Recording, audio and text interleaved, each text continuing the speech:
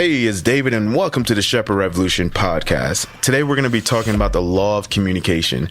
I promise you that this is applicable value that you as an educator, parent, and a leader can start applying in your life today.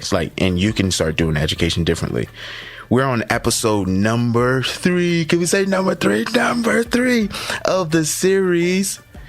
Number 3.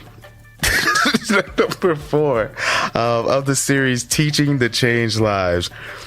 In the last episode, we covered the law of activity by diving into how important it was to involve the learner in the learning process and how it's all about purposeful work rather than busy work. So if you didn't tune into the last episode, you don't want to miss it on the series, Teaching the Changed Lives.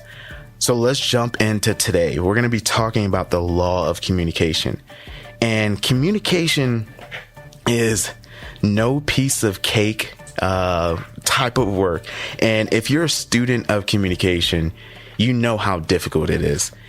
George Bernard Shaw once said, the single biggest problem in communication is the illusion that is taking place. Think about that. The single biggest problem in communication is the illusion that is taking place. How true is that, right? I know how true that is in marriage and in my relationships. I have this ambiguous expectation or ambiguous direction for my wife or for my friends, and I have specific expectations. And I've worked for employers who have ambiguous direction, just fill it out. And at the end of it, they're just like, no, this is not what I wanted, right? So the biggest problem in communication is the illusion that is taking place. And as educators, we are in the business of communication. Communication is the reason for our existence as educators. It's also our number one teaching problem, right? The word communication comes from a Latin word meaning communis, meaning common. Now, before we can communicate, we must first find a commonality. And the greater the commonality that we share as people, the greater potential for a more effective way of communicating. For example, friends and families, close friends, we spend a lot of time with these people. And the more we spend time with them, the more commonality we share, the more commonality we find. So as a result of it, we tend to communicate a little bit better. We tend to communicate a little bit better. And communication does one of two things, right? One of two things. It either create bridges that connects us, or it creates islands that separate us. Again, communication do one of two things. It either create bridges that connects us or islands that separate us. And the law of communication compels this very process. To truly impart information requires the building of bridges. Now, I don't know if you've ever taken a bridge anywhere. And I remember driving from Georgia to Florida, there was this one bridge that still gives me nightmares. It's so high, but it's the bridge that connects one state to the next state. Now, imagine living in a state where there was no connection to another state. It's like living on the islands, and my parents are from Haiti. And as a result of it, it's just, surrounded by water. And you can't get anywhere else outside of the Dominican Republic, but it's just Haiti, Dominican Republic, and that's it, right? No connection to anything else, no other opportunities for resources.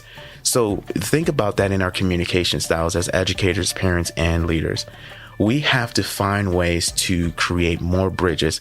And what that means is breaking down the silos of how we speak, so it's how we speak is either very inclusive, or is very divisive, or is very exclusive, just like I'm excluding a certain group of people, or I'm speaking to a number of people. And MLK did such a phenomenal job, as well as Barack Obama, Nelson Mandela. They spoke in ways that united the people in a way that there was no one feeling left out. So our communication either creates bridges or it creates islands. And now that we have an understanding of the law of communication, to truly impart information requires building bridges.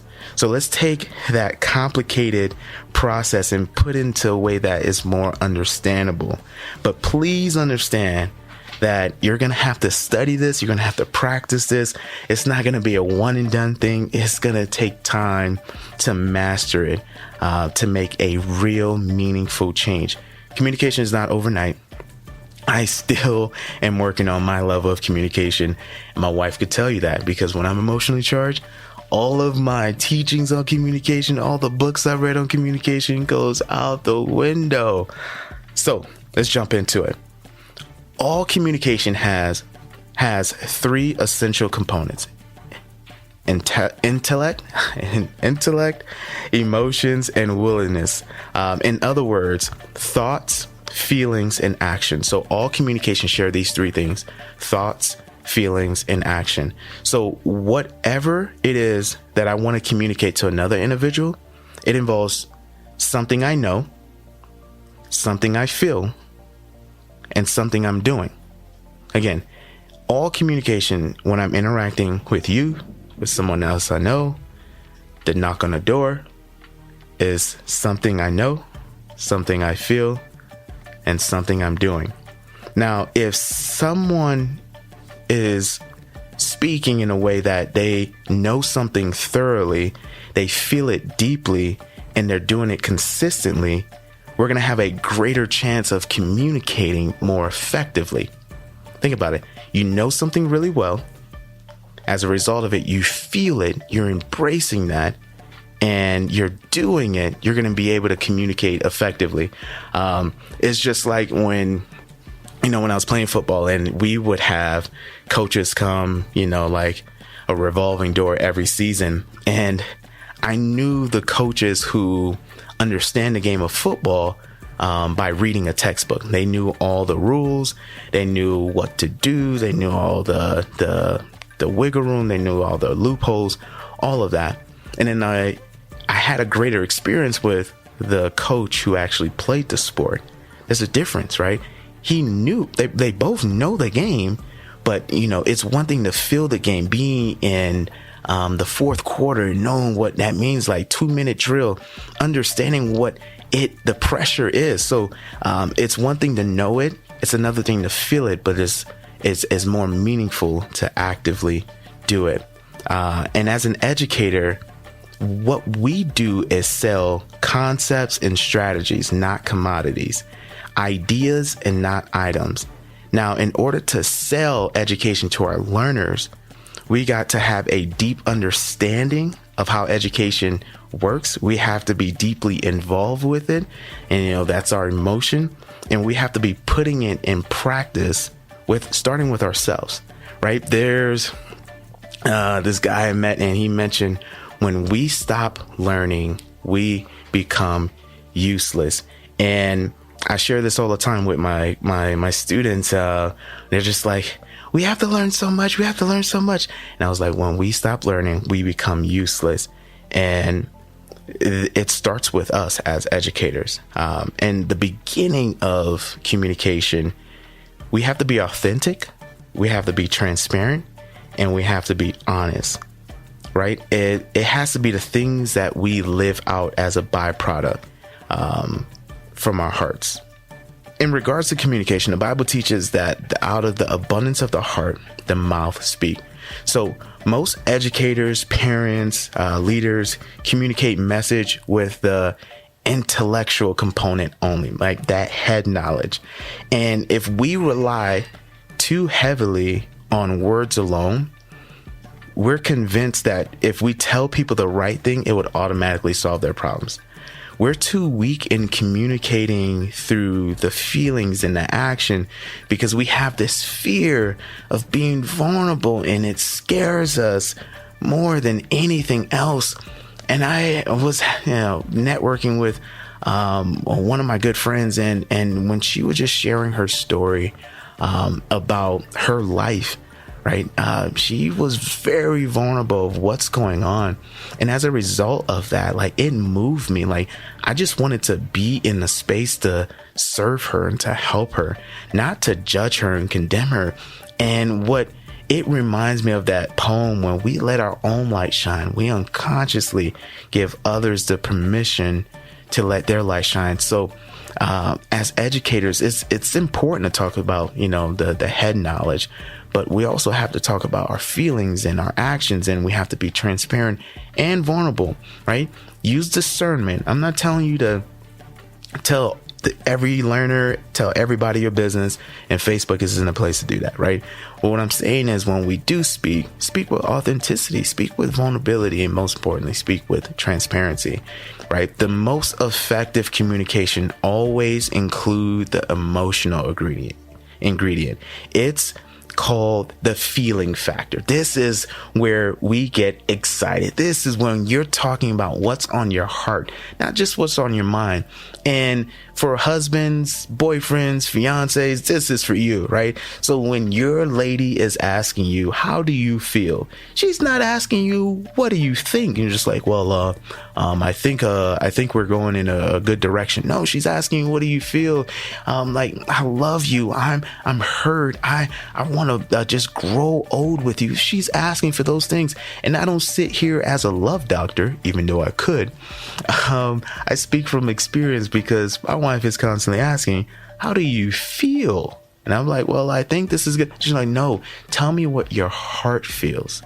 And I think as educators, we have to come from that place. Like, why do we love education? Why are we in the position that we're in, and how we're going to make an impact in a way that, is generational education. So, if you really are feeling emotional, if you really are feeling passionate, share that passion with others, because others get excited about it as well. So you think about it, right? If I'm smiling right now and you hear my smile, right? You're naturally going to smile. If I'm laughing, you're like, this guy's weird, but you gonna start laughing. I know you about to laugh. You better stop playing. You laughing right now. I know you smiling. So like, what happens is, right, I'm sharing my emotion with you, and you're listening to this either on a podcast or you're watching this on a video, and you can still feel that way.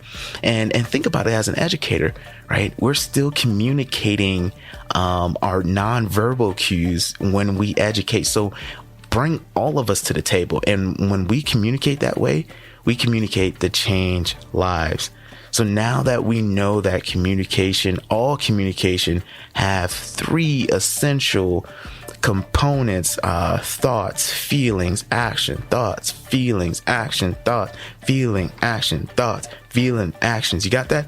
So thoughts, feelings, action. Let's dive into how changing our language can change our lives, right? Let that sink in.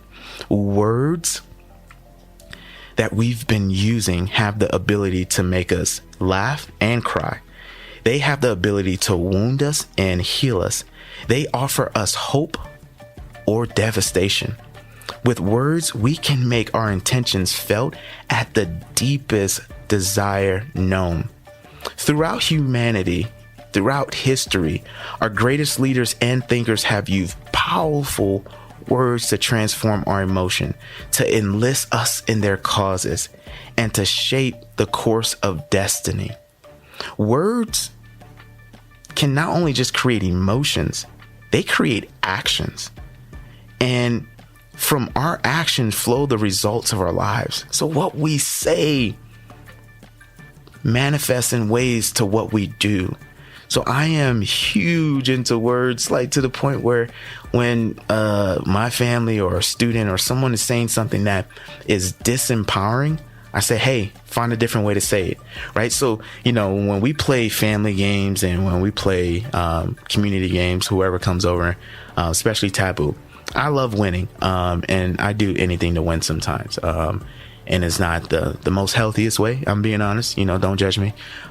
So if we're down, like last time we were playing Taboo, and we're down like 50 points. So I started adding points that we didn't necessarily get, And